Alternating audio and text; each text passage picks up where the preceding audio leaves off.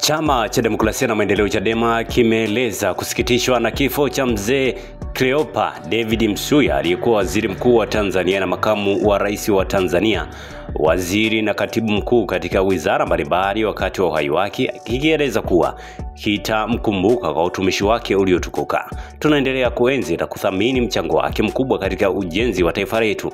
Tutaikumbuka pia kauli yake maarufu ndani ya chama chetu aliposema Chadema ni wachambuzi wa mambo, kauli iliyobeba heshima na kutambua nafasi ya chama katika mjadala wa kitaifa, imesema taarifa ya Chadema hiyo iliyosainiwa na Brenda Rupia, mkurugenzi wa mawasiliano na uenezi wa Chadema.